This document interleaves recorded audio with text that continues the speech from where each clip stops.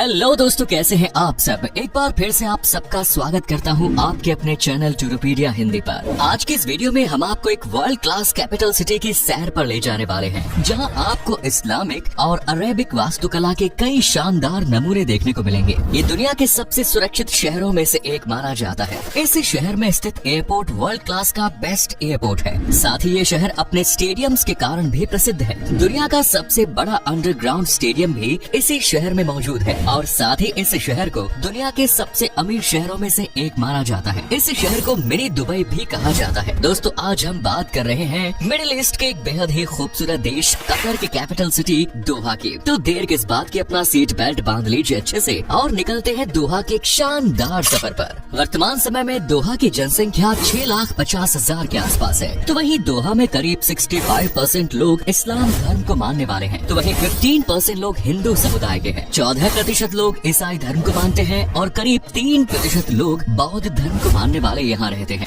दोहा के नियमों के मुताबिक यहाँ पर किसी भी धर्म या संप्रदाय की निंदा करना गैर कानूनी है। इसके लिए आपको जेल या फिर इससे कड़ी सजा भी हो सकती है। दोहा के आसपास भी बड़ी संख्या में लोग रहते हैं। करीब 60 से 70% लोग पूरे कतर में दोहा के आसपास ही बसे हुए हैं और इस शहर में आपको काफी डाइवर्सिटी देखने को मिलेगी, क्योंकि रोजगार की तलाश में दुनिया भर से लोग यहाँ पर रहने के लिए आ रहे हैं। सबसे ज्यादा भारत, पाकिस्तान, बांग्लादेश और नेपाल के लोग दोहा में देखने को मिलेंगे। इसके अलावा भी एशियाई और अफ्रीकी मुल्कों के लोग बड़ी संख्या में यहाँ देखने को मिलेंगे। एक रिपोर्ट के मुताबिक दुनिया के 180 देशों के लोग कतर में काम कर रहे हैं। यही कारण है कि अरबी के बाद यहाँ इंग्लिश लैंग्वेज का इस्तेमाल सबसे ज्यादा किया जाता है। दोस्तों, दोहा की स्थापना सन 1820 में हुई थी। हालांकि इससे पहले से भी लोग यहाँ पर रह रहे हैं। 1971 में ही कतर को ब्रिटेन की हुकूमत से आजादी मिली और आधिकारिक तौर पर दोहा को कतर की राजधानी घोषित किया गया। लंबे समय तक दोहा के लोग फिशिंग और मोतियों के कारोबार पर ही निर्भर थे। सन 1939 में यहाँ पर तेल की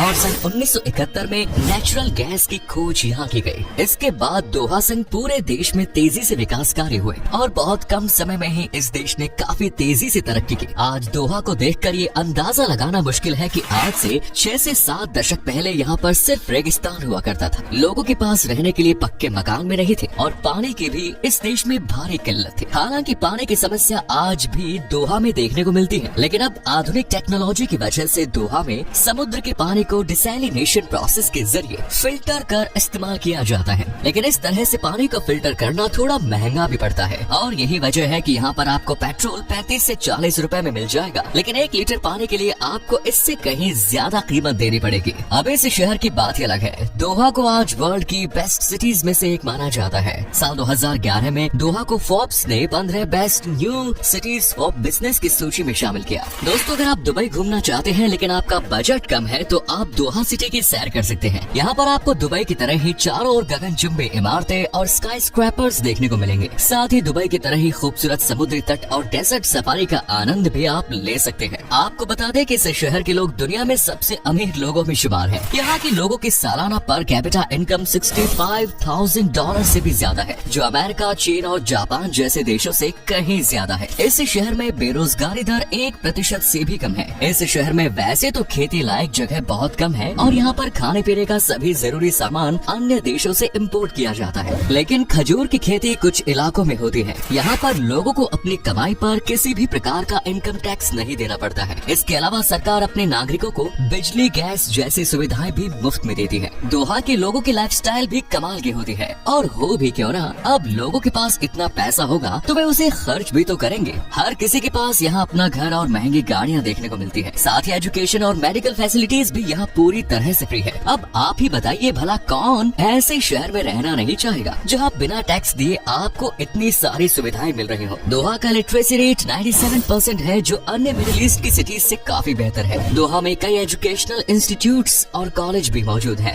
दिन ब दिन दोहा की फिल्म इंडस्ट्री तरक्की कर रही है और यहाँ पर हर साल दोहा ट्रिबेका फिल्म फेस्टिवल, टेडेक्स दोहा और अजयाल फिल्म फेस्टिवल का आयोजन होता है। इसके अलावा भी कई प्रकार के कॉन्सर्ट्स यहाँ पर आयोजित होते हैं। दोस्तों, दोहा में वर्ल्ड का सबसे बड़ा कंटिन्यूअस साइकिल ट्रैक बना हुआ है, जो 33 किलोमीटर लंबा है। ये ट्रैक कुल 18 अंडरपास से होकर गुजरता है। दोस्तों, दोहा में मेट्रो ट्रेन की भी सुविधा मौजूद है। इस रेल लाइन का निर्माण फीफा वर्ल्ड कप की तैयारियों के दौरान किया गया था। इस वर्ल्ड कप को इतिहास का सबसे महंगा टूर्नामेंट माना जाता है, जिसके लिए कतर ने 230 $34 बिलियन खर्च कर दिए। इस टूर्नामेंट के लिए दोहा में 8 शानदार स्टेडियम्स बनाए गए जो टेक्नोलॉजी के मामले में दुनिया में सबसे बेस्ट स्टेडियम है। यहाँ पर फुटबॉल खेल तो लोकप्रिय है ही, इसके अलावा basketball, volleyball, tennis, swimming pool और बोट रेसिंग जैसे स्पोर्ट्स भी काफी पसंद किए जाते हैं। आपको बता दें कि साल 2030 में होने वाले साउथ ईस्ट एशियन गेम्स का आयोजन भी दोहा में ही किया जाएगा। चलिए अब बात करते हैं दोहा के जायके की।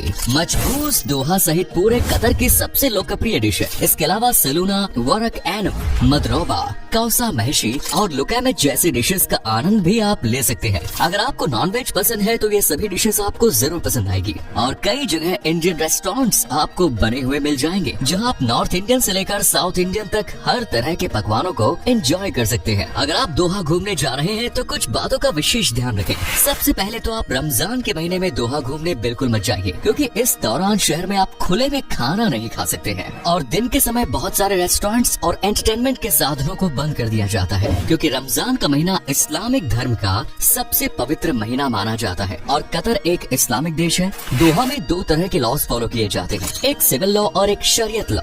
शरीयत लॉ में इस्लाम धर्म की परंपराओं का विशेष ध्यान रखा जाता है। दोहा में आप किसी भी अनजान शख्स की फोटो बिल्कुल ना क्लिक करें और खास तौर पर वहाँ की पुलिस, आर्मी या फिर महिलाओं की। साथ ही अनजान महिलाओं से बात करने या उनसे हाथ मिलाने की कोशिश तो बिल्कुल भी ना करें। अनजान महिला और पुरुष की बात करना दोहा में अच्छा नहीं समझा जाता। अगर आपको रास्ता पूछना है या कोई हेल्प चाहिए तो किसी मेल से ही आप बात करें। महिलाएं अगर दोहा घूमने जा रही हैं तो अपने कपड़ों का विशेष ध्यान रखें। ऐसे कपड़े पहने जिससे आपके कंधे और घुटने ना नजर आए। वैसे तो सैलानियों के ऊपर यहाँ ज्यादा रोक टोक नहीं है, लेकिन फिर भी कोशिश करें कि आप जिस देश में घूमने जा रही हैं वहाँ की परंपराओं और प्रतिष्ठा का ध्यान रखें। दोहा में खुले में शराब पीना बिल्कुल मना है और इसके लिए भी आपको जेल हो सकती है। साथ ही इस शहर के लोगों के साथ आप बदतमीजी बिल्कुल ना करें। चलिए दोस्तों, अब हम आपको दोहा की उन जगहों के बारे में बताते हैं जहाँ घूमने के लिए आप जा सकते हैं। म्यूजियम ऑफ इस्लामिक आर्ट इस शहर का सबसे लोकप्रिय म्यूजियम है, साथ ही दुनिया का सबसे बड़ा इस्लामिक आर्ट म्यूजियम। यहाँ पर इस्लाम धर्म से संबंधित कई चीजें आपको देखने को मिलेंगी। 1400 सालों की कई महत्वपूर्ण पेंटिंग्स और अन्य चीजों को यहाँ पर संग्रहित करके रखा गया है। कॉर्निश दोहा का एक फेमस टूरिस्ट स्पॉट है जहाँ आप समुद्र के खूबसूरत नजारे देख सकते हैं और बोटिंग का आनंद ले सकते हैं। सी लाइन बीच रिजॉर्ट दोहा का सबसे खूबसूरत बीच माना जाता है।